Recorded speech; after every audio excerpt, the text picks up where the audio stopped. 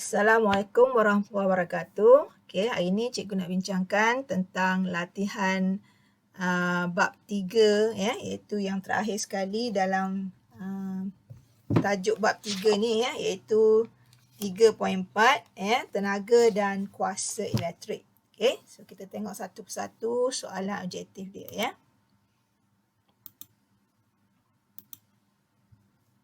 Okey, jadi soalan yang pertama ya.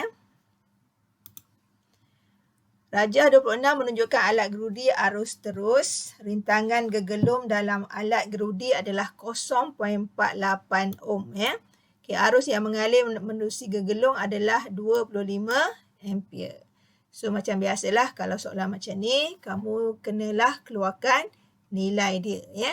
Jadi nilai dia kat sini R dia 0.8 ohm. Cikgu ada tulis sebelah kiri ni. Okay, ini nilai R. Nilai R dia. Dan ni adalah nilai I dia lah ya, 25 ampere. Jadi kita masukkan dalam formula yang melibatkan kuasa lah, sebab soalan nak kuasa kan. Jadi formula kuasa ada beberapa formula. Jadi antaranya ialah P sama dengan I kuasa 2R. Jadi kamu kena pandai pilih formula apa nak guna. Bergantung kepada nilai yang diberikan dalam soalan ya.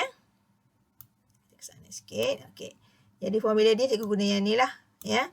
P sama dengan I kuasa 2R. Jadi kamu masukkan nilai, kamu akan dapat nilai dia 300 watt. So jawapan ni adalah C lah ya. Soalan ni jawapan dia ialah C. Okey, itu soalan yang pertama lah ya. So ini jawapan penyelesaian dia dekat tepi ya.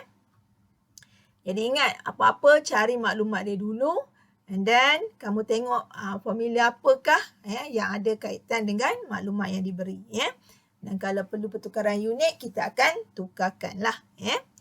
Okey, seterusnya soalan nombor 2 ya.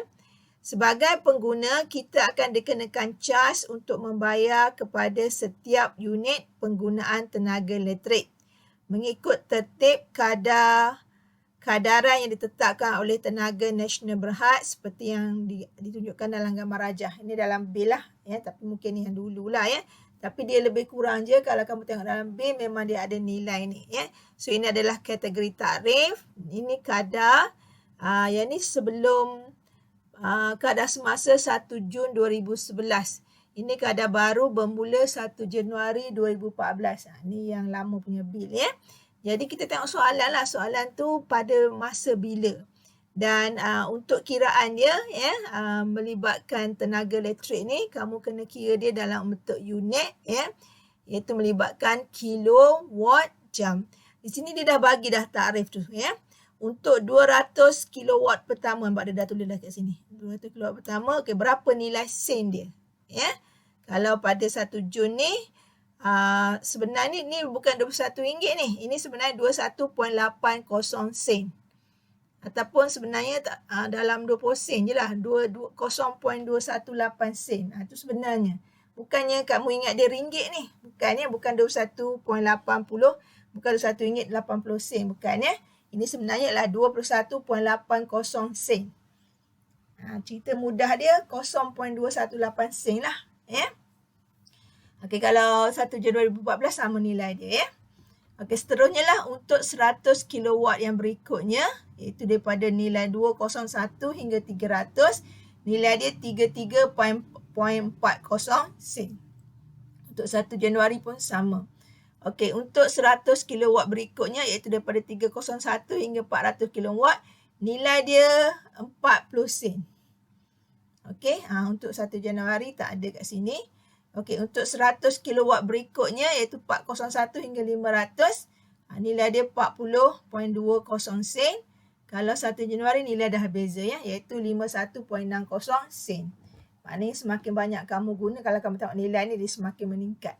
Jadi kita kena pecahkan penggunaan unit yang kita dapat dalam kiraan sebulan tu mengikut takrif ni ya, dan mengikut tahun lah. So ini sebagai panduan dia ya. Kejap lagi kita akan ambil mana kita ambil nilai manakah yang kita ambil daripada jadual ini ya. Okay, kita tengok soalan dia dulu. Okey, jalan jadual ni menunjukkan satu senarai penggunaan elektrik oleh seorang pengguna dalam bulan April 2014 ya. Jadi kalau bulan April 2014 dia kena guna tarikh yang ni lah, tarikh yang baru ni 1 Januari 2014 ni lah ya. Tak boleh guna 1 Jun lah ya. Yang ni yang sebelum 1 Januari. Okey, jadi tengok berapa kuantiti dia guna, tengok berapa kuasa dia dan jam penggunaan dia. Yang ni dia berguna dalam 1 hari ya. Dan nanti kita kena kalilah untuk penggunaan sebulan ya. Oh sorry, ini untuk sebulan, nampak jam penggunaan sebulan. Dia dah beritahu siap-siap. Kalau dia tak beritahu, kita kena kali 30 hari lah. Kalau dia kata ni per day, maknanya per hari kan. Kita akan kali 30 bulan ya. Jadi menggunakan rajah 21 dan jadual 1, berapakah bayaran bil elektrik yang perlu dibuat oleh pengguna itu untuk bulan April 2014. Okey, tengok pengiraan cikgu dah buat kat sini. Jadi kamu buat satu-satu ya. Okey, bermula dengan penyaman udara ya. Okey, dia punya kuasa 1000 watt kali dengan penggunaan dalam 1 bulan 180 kali unit, mana ada bilangan 1 je, kali 1 lah. Kalau dia ada 3, kita kali 3 lah bilangan alat tersebut ya, bilangan alat elektrik tersebut. So sini cikgu dapat nilai dia 180,000. Ini masih lagi belum kilowatt sebab ini dalam watt, 1000 ni dalam watt ya. Okey, kita kira dulu, tak apa, nanti kejap lagi kita tukar pada kilo ya. Okey, untuk pemanas air, okay, cikgu kira berapa penggunaan dia. Ini pemanas air 1000 watt dia kali jam dia untuk sebulan 60 kali 1 saja dia ada ya. Okey, yang ketiga lampu dia ada 6 unit, kuasa dia 40 ya. Dan dia punya jam penggunaan 200. So 40 nilai dia punya kuasa kali penggunaan dia 200 kali dengan 6 unit dia ada. So 48,000. Okey, pengisar makanan ya, pengisar makanan yang seterusnya watt dia 60, penggunaan dia 100, dia ada 4. So dapat 24,000. Okey. Pengisar makanan dan kipas angin ya, saya dah terbaca untuk kipas angin ya. Kipas angin 60 kali 100 kali 4 ya.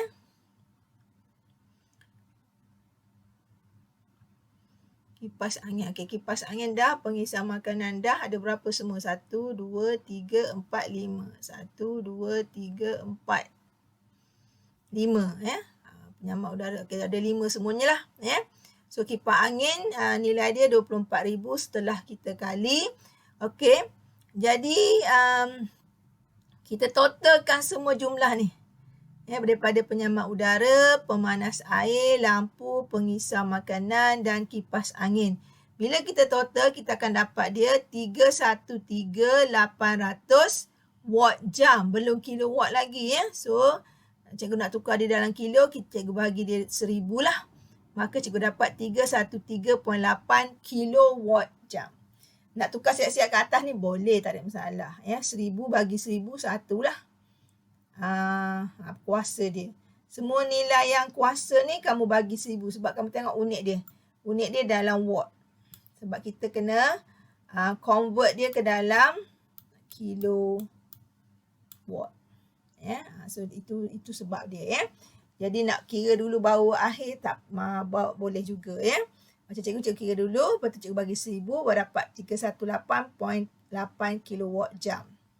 Okey, nak bagi siap-siap ke atas ni pun boleh, tak ada masalah ya. So bila kita dah dapat nilai dalam kilowatt jam ni. Okey, yang ni kita nak pecah mengikut tarikh ni. Kita ada 313.8. Ni kita nak pecah. Okey, untuk cost bill ya, 200 kilowatt pertama. Kita kali berapa sen ya? Kita kali 0.2180. Cikgu tak ambil 21.8 takut keliru ya. Sebab kita nak dalam ringgit kan. Jadi cikgu terus ambil dia bermula pada depan lah. Cikgu terus ambil 0.2180. So cikgu dapat nilai ringgit dia RM43.60. Okey, seterusnya okey, kita kena ikut dia punya tarikh ya. Ni 200, lepas tu 100 yang seterusnya. Okey, 100 yang seterusnya kita kali dengan 33.40 ni ya. Jadi cikgu terus tukar 0.334. kita dapat RM33.40. Okey, ni 200 baru 300 kan. Kita ada balance lagi 13.8. Kita ikut tarikh kita. So 13.8 dah yang ketiga. Ni 200, ni 100 kedua. Okey, yang ketiga untuk 100 kilowatt berikutnya. Dia masuk kategori yang ketiga ni. Okey. So kita kali 40% lah sebab yang walaupun sebelah ni tak ada nilai, tapi kita ambil nilai yang sama yang nilai, maksudnya dekat sebelah 1 Januari ni dia tak ada nilai, maksudnya dia ambil nilai yang 1 Jun. So kita ambil 40%, so cikgu kali 40% balance 13.8, dapatlah RM5.52 ya. Jadi campurkan semua nilai ni, okey, maka kamu dapatlah jawapan akhir dia RM82.52. Betul. So ini jawapan dia. Soalan yang kedua ni adalah soalan jawapan dia ialah D ni ya. D lah ya. Ini jawapan dia. Jadi pengiraan dia tak susah, cuma dia banyak sikit benda nak kita ni. Tapi apa-apa pun kamu kena ingat, kamu mesti tukar dia unit dia tu kepada kilowatt jam. Jadi kena tengok unit pada setiap kuantiti yang ada. Watt, kilowatt. Okay, masa kalau dia bagi minit, biasa minit lah, saat dia tak bagilah ya. Kita kena tukar jam. Kenapa tak ambil saat? Saat besar sangat, banyak sangat nilai yang akan kita nak kira tu lah. Ya. Jadi ini satu-satu pengiraan melibatkan kilowatt jam. Terutama jam ya. Biasa kita kira SI saat kan. Okay, untuk kos tak boleh saat lah. Terlampau banyak sangat nilai yang terpaksa kita kira ya. So inilah soalan pengiraan kos tenaga elektrik seperti yang cikgu tunjuk. Contoh cikgu bagi dalam teli baru ni lah ya. Okay, soalan nombor 3. Jumlah tenaga elektrik yang ditukarkan kepada tenaga haba ialah 2 Joule apabila arus 0.4 ampere mengalir melalui wayar selama 10 saat. Berapakah beza keupayaan? Dia nak V kat sini. Beza keupayaan ya, melintasi wayar. Okay, macam biasalah, keluarkan nilai seperti sebelah cikgu dah tulis dah. So E dia ya, tenaga dia 2 Joule ya. Arus dia 0.4 ampere. Masa dia 10, dia nak V. So formula tenaga ni pun dia ada beberapa formula lah ya. Jadi kamu kena ambil ya formula yang ada nilai yang kita nak guna. Kita sekarang ada E, kita ada I, kita ada T. So kita kena cari formula yang melibatkan kuantiti yang ada ni lah. So formula dia lah E sama dengan VIT. Soalan nak apa? Soalan nak V kan? Okey, tak apalah, kita ada nilai E, kita ada nilai I, kita adalah masa. Okey, kat sini masa awak kena tukar kepada nilai saat. Okey, jadi masukkan nilai, kamu akan dapat jawapan dia. V ni 0.5 volt. So jawapan dia A lah. Kat sini A ya. Alright. Okey, soalan nombor 4. Rajah menunjukkan 1 liter elektrik. Berapakah kuasa yang diletakkan dalam perintang apabila suis dihidupkan? Okey, hidupkan suis. Berapa nilai dia? Okey, apakah nilai yang dia bagi dekat sini? Ya. Dia ada bagi beberapa nilai. Antaranya dia bagi pada gambar rajah. Soalan dia boleh bagi nilai sama ada pada gambar rajah ataupun pada soalan itu sendiri. Jadi kamu kena keluarkan dulu nilai kuantiti fizik yang dia beri. Kat sini jelaslah dia bagi bateri ni, beza keupayaan dia 6, perintang dia 5 ya. Dia nak kuasa. Okey, bila kita keluarkan nilai V 6 volt, R kita 5 ohm ya. Jadi formula yang melibatkan V dan R, dan kita nak cari kuasa, formula ni lah. V sama dengan V kuasa 2 per R. Ini antara dia. Sebab dia ada banyak formula terbitan dalam kuasa ni. Selain pada yang asas E bagi T kan. Tapi kita dah terbit dia. Kita nak mudah, nak kira terus, tak nak kira banyak-banyak. Jadi kita ambil formula yang direct dengan nilai yang dia bagi.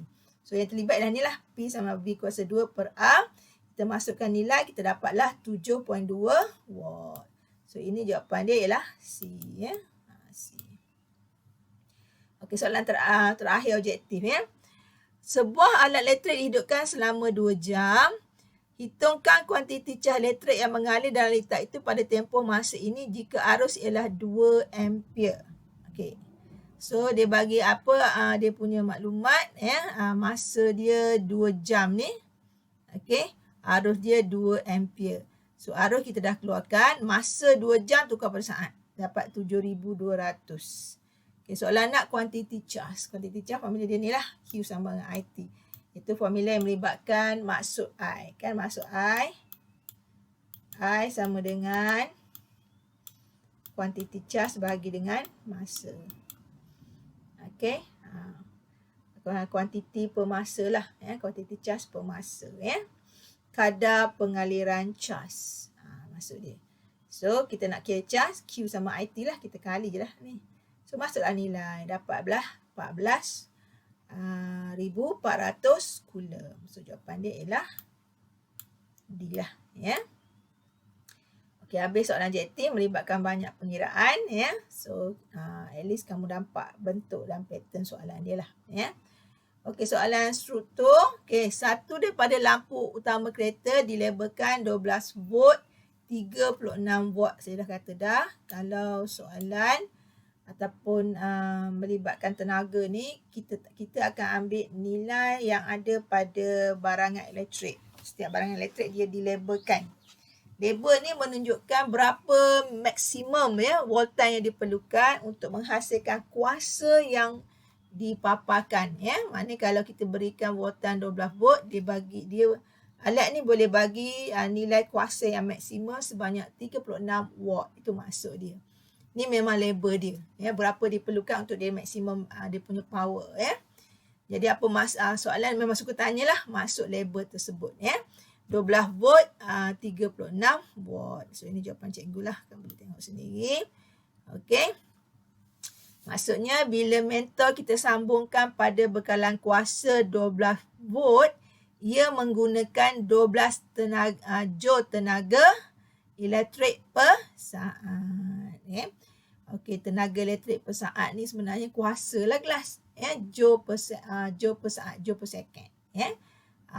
Formula asas kuasa kan ialah P sama dengan E tenaga ataupun works done, kerja bagi dengan masa. Okey. Maknanya bekalan kuasa kita bagi lengkap 12 watt, maka kita dapatlah dia punya power tu 12 joule per saat. Itu maksud dia. Okey.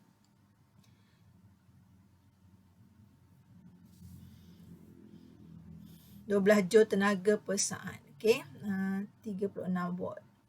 Saya rasa ni ada kesilapan ni. Bukannya 12 joule per saat ni, 36 sebab soalan 12 watt. Okey. Okey, bukan 12 joule yang kelas, 36. Soalan ni ada kesilapan pengiraan, penyataan nilai je lah. Actually bukan 12, nilai dia sebenarnya 36. Okey. 36 joule tenaga per saat. Itu power dia. Kan sini 36. Macam mana 12 pula? Kalau 12 volt, 12 watt tu buat betul. Sorry So ada kesilapan kat situ. Bila mentor disambungkan pada bekalan kuasa dengan voltan 12 volt, ia menggunakan 36 joule tenaga elektrik per saat. Okey, seterusnya B, hitungkan arus elektrik yang mengalir melalui mentor dalam kegunaan harian. Yang ni kita guna formula kuasa biasa je lah. Iaitu P sama dengan VI. Okay, kita masuklah nilai dah ada. Kuasa kita 36 Voltan kita 12. Dapatlah arus dia yang kita perlukan ialah 3 ampere. Okey, seterusnya hitungkan rintangan filamen mentor. Okey, kita dah ada arus, kita dah ada beza keupayaan. Kita masuklah dalam formula hukum Ohm. R sama dengan V per I. Okay, masukkan nilai, maka dapatlah 4 ohm. Okey, soalan D, dia kata biasanya terdapat 2 mentor dalam lampu utama dalam kereta. Satu digunakan untuk menghasilkan cahaya rendah dan yang lainnya untuk cahaya tinggi. Lukiskan keratan rentas lampu utama untuk menunjukkan kedudukan kedua-dua mentor. So, di sini dah ada lukisan dia. Okey, ini lukisan dia lah. Jadi sebenarnya mana mentor ni nak diletak L dengan H ni adalah L tu untuk low light bulb, ya, untuk yang keamatan rendah. H2 high light bulb, ya, untuk yang keamatan tinggi, ya. So yang H2, yang high tu diletakkan pada titik fokus, ya, pemantul ini. Parabolic reflector ni pemantul berbentuk cekung, ya, berbentuk cekung. Biasanya dia shiny lah dalam ni, ya, berkilat, ya, macam kereta kita. Kalau kamu tengok pada mentor tu, dia ada cermin lekuk sebenarnya, ya. Lepas tu baru letak lampu mentor ni, ya. Jadi cermin yang lekuk ni dipanggil parabolic reflector, pemantul parabola, ya, berbentuk lengkung. Kebanyakan pemantul sekarang semuanya berbentuk lengkung, termasuk kita punya pemantul piring astro kita, ya, semua bentuk lengkung, ya. So kedudukan dia yang pentingnya yang high bulb tu diletakkan pada titik fokus. Actually dua-dua ni duduk tengah, tapi ada satu yang duduk di titik fokus supaya cahaya yang kita dapat betul-betul maksimum, ya, dapat dikeluarkan lah bila berada di titik fokus tersebut, ya. Ini lukisan dia lah, ya. Jadi kamu lukis, kamu labelkan, ya, maka dapatlah markah dia, ya. Kedua-dua mentor tersebut. So 5 markah. Biasa soalan untuk kiraan jarang 5 markah, ya. 2, 3 je paling banyak, ya. Okey, soalan seterusnya nombor 2. Okey, dia bagi Anthony merekodkan penggunaan peralatan elektrik yang berlainan dalam rumahnya untuk 1 hari. Pemerhatian ditunjukkan dalam jadual, ya. Kadar kuasa dia dah bagi kilowatt. Kalau tadi soalan tadi dalam watt, ya. That's why kena bagi 1000. Yang ni kamu tengok dia dah bagi dalam kilowatt. So dah mudah kerja kita lah. Tak payah nak bahagi lagi.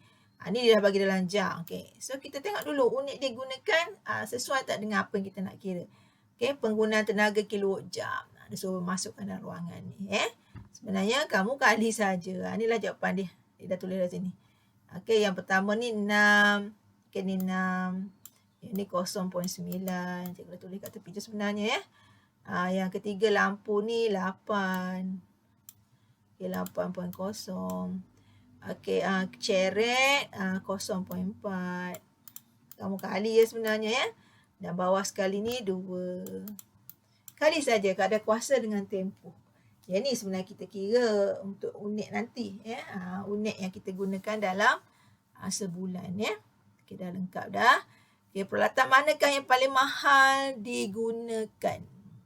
Paling mahal. Yang mana satu tu? Kita nak tengok apa? Dari segi apa? Kalau kita tengok lampu lah. Sebab apa dia paling tinggi? 8. Orang lain 6. Pengawal dingin nombor 2. Okay. Lepas tu orang lain 09, 04. Heater nombor 3. Diikuti pemanas air, ceret paling rendah. So kat sini penggunaan lampu mungkin banyak bilangan dia ataupun dia gunakan lampu yang dari segi kecekapan dia kurang, ya. Memang ada mentor dia, contohnya mentor yang murah warna kuning tu, ya. Dia punya tenaga cahaya dia hasilkan sangat sikit, tak sampai 50% pun, about 20-30% je, ya, 20-30%. Selebihnya dia haba. So that's why kita rasa panas guna mentol tu. Sebab tenaga cahaya dia sedikit berbanding dengan tenaga sampingan yang kita tak nak, itu tenaga haba, ya. So kat sini yang paling banyak kita pilih iaitu lampu. Okey, seterusnya jika meter yang merekodkan penggunaan tenaga elektrik harian ialah 2564.2 kilowatt jam pada permulaan hari, berapakah bacaan pada hujung hari dia? Okey, starting dia dah tinggi dah. 2564.2 permulaan dia, ya. So berapakah penghujung dia? Okey. Okey, nak tahu penghujung dia kena total yang ni. Total yang ni. Penghawa dingin sampailah home theater rumah. Home theater alat untuk sounds, kan. Okey, kita campur keseluruhan dia 17.3 kilowatt jam untuk kesemua barangan ini. Kamu campurkan dia, ya, totalkan. So kamu tolakkan dengan yang permulaan. So 2564, ya. Tolak pula. Tambahkan, ya. Sebab kita gunakan 17.3. Maka kamu dapatlah jawapan akhir dia bila kamu tambah 2591.5 kilowatt jam. Kilowatt hour tu bahasa Inggeris. Kilowatt jam bahasa Melayu. Ya. Hour jam lah. Ya. Okey, dawan yang disambungkan kepada panel air adalah lebih tebal daripada disambungkan pada lampu. Sebab apa sebab dia? Ya. Okey, kita tahu lampu kita nak tenaga cahaya. Ya. Pemanas air kita nak tenaga haba. Ya. So apa kaitan dia? Ya. Ini sebab dia. Okey, arus yang mengalir ke pemanas dia lebih tinggi lah. Ya. Dawan yang tebal sebab kita nak rintangan dia kecil. Okey, ini bermaksud kesan pemanasan adalah lebih rendah ataupun keadaan terlalu panas tu kita dapat minimumkan lah. Ya. Itu sebablah kita gunakan dawan yang tebal, kita nak rintangan dia tak tinggi sangat. Ya. Jadi arus lebih banyak mengalir untuk pemanasan. Ya. Sebab dia lah. Ya. 3 markah kat sini.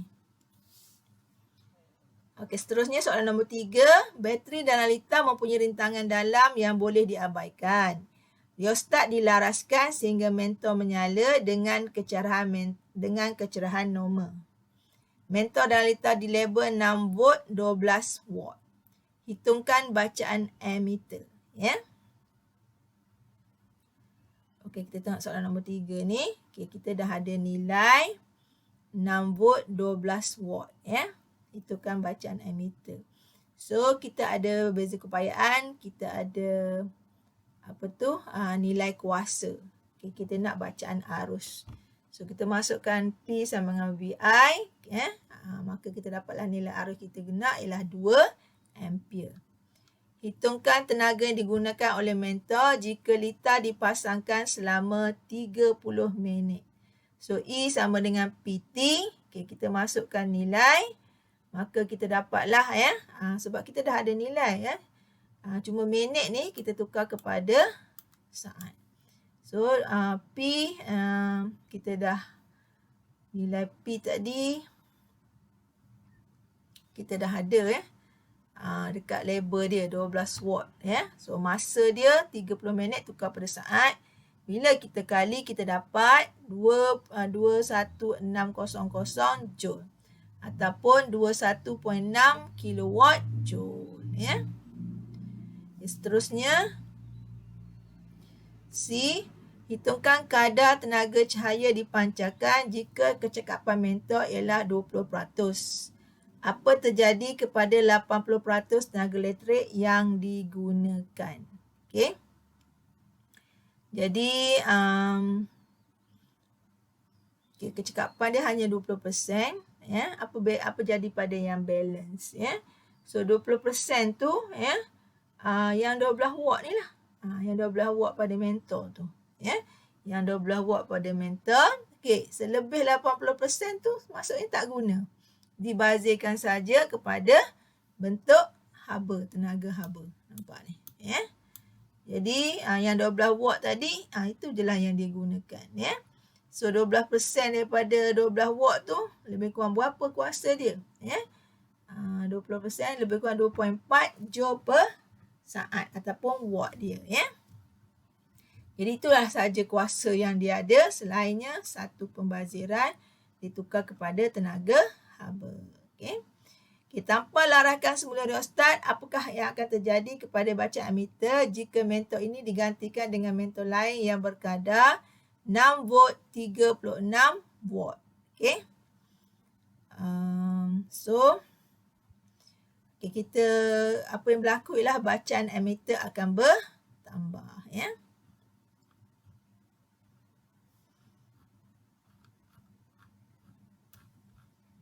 Okey, soalan seterusnya nombor 4. Raja di bawah menunjukkan litar lampu sebuah rumah.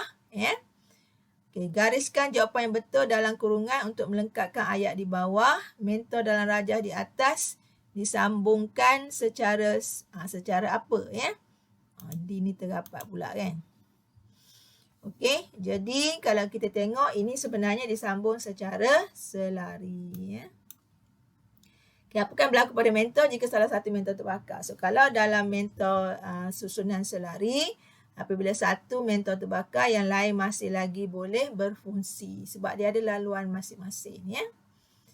Okey, semua mentol di atas berlabel E240 volt 60 watt. Okay, apakah yang dimasukkan dengan E240 volt 60 watt?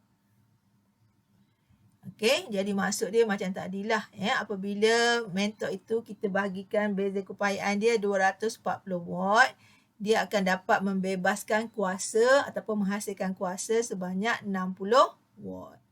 Okay, hitungkan arus dalam litar bila hanya satu mentor dinyalakan ya. Okay, kita gunakan P sama VI lah. Okay, masuk saja dalam rumus, maka kita dapat 0.25 ampere ya. Sebab kita ada nilai beza keupayaan 60, V dia 240, kita kira saja dia punya nilai arus ya. 240 tu volt, 60 tu ialah watt dia, kuasa dia. Okey, seterusnya hitungkan jumlah rintangan litar bila semua mentor dinyalakan. Okey. Okey, rintangan dia ya, dia susun selari, kita kena kira lah ya. Terlebih dahulu kita cari dulu nilai dia punya rintangan ya. So di sini kita gunakan P sama dengan yang ni kamu gunakan yang melibatkan R ya. Okey, so mana formula asal dia ialah P sama dengan V kuasa 2 R. P sama V kuasa 2 R. So nilai P dia, nilai R dia kita masuk dalam rumus ni lah. Kamu akan dapat 960 ohm ni untuk satu nilai. Oleh kerana dia ada 3, kita masuk untuk ketiga-tiga nilai. Maka kita akan dapat total jumlah rintangan dia ialah 320 ohm. Ya. Hitungkan arus dalam litar bila hanya satu mentor dinyalakan. Okay, ini kita soalan. Apa yang dimasukkan dengan.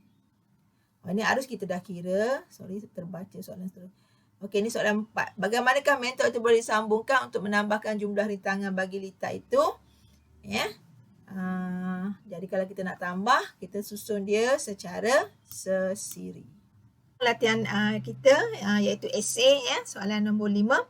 Okay, sebuah mentor mempunyai perkadaran kuasa 6 volt 18 watt. Okay, apakah maksud kuasa? Okay, kuasa ialah kadar kerja yang dilakukan lah ya. Kalau secara formula, kuasa ini ialah sama dengan E ataupun W, energi ataupun work done bagi dengan masa. So, kadar kerja yang dilakukan lah ya.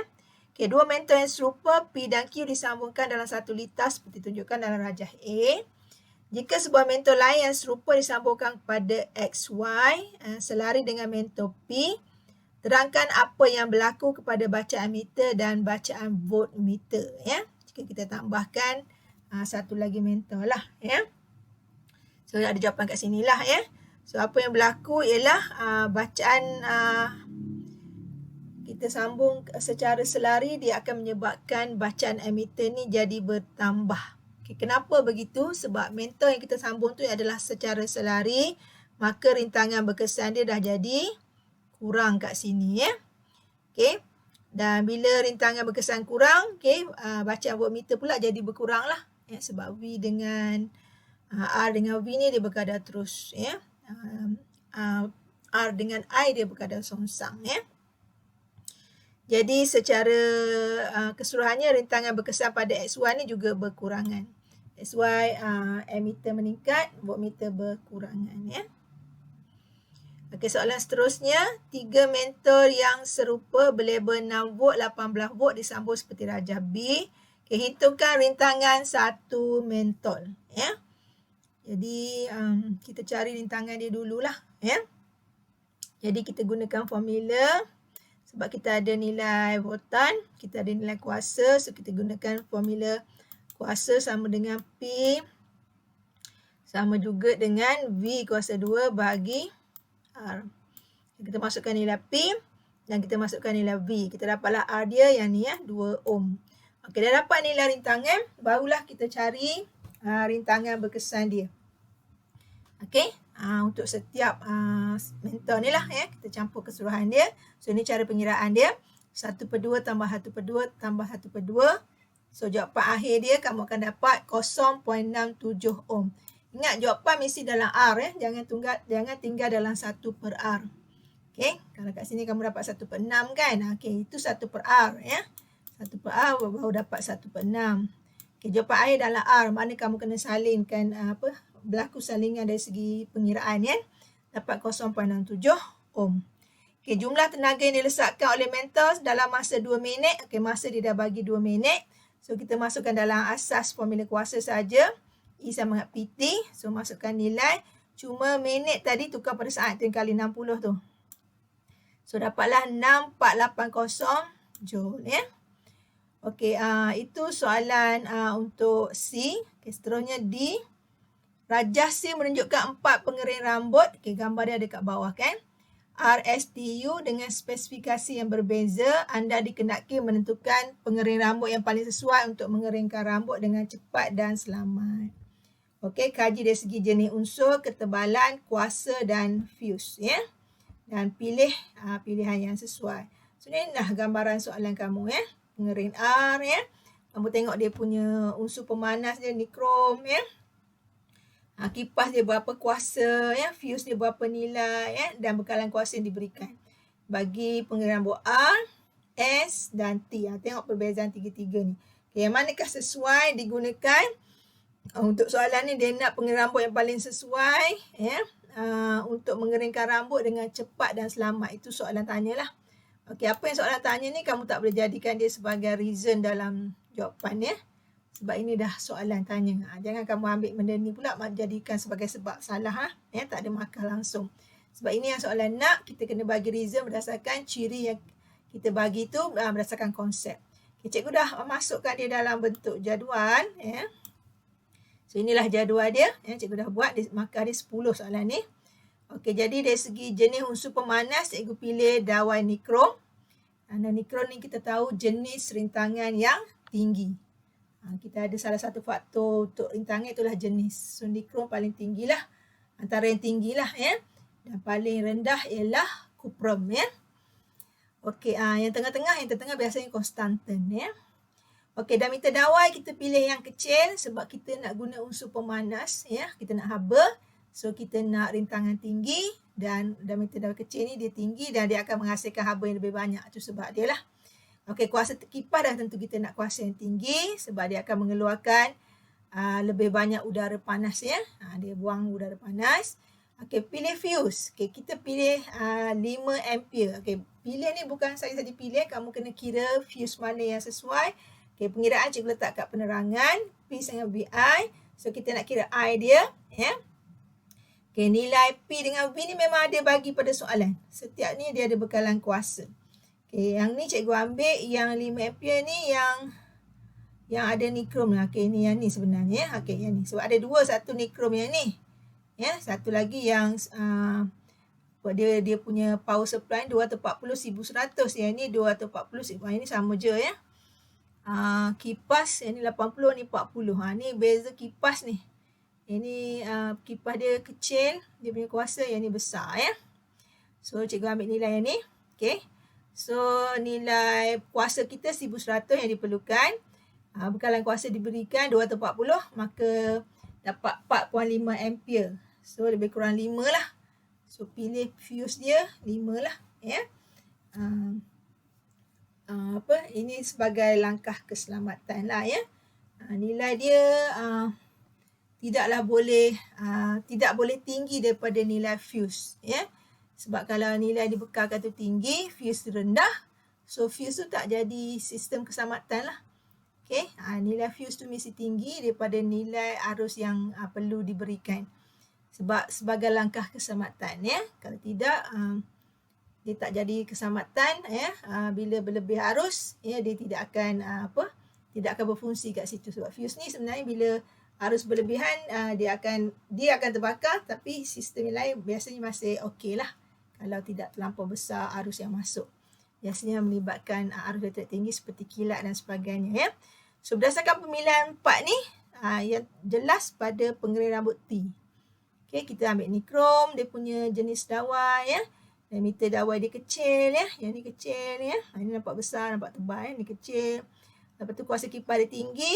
Dan ini adalah bekalan kuasa dia. So pengering rambut T lah. Kerana menggunakan dawai nikrom. Dawai yang lebih halus untuk diameter dia, kuasa kipas yang tinggi dan fuse 5 ampere. Okay, jawapan memang paling selamat letak dalam jadual supaya kita tulis poin dan isi dia sahaja ya.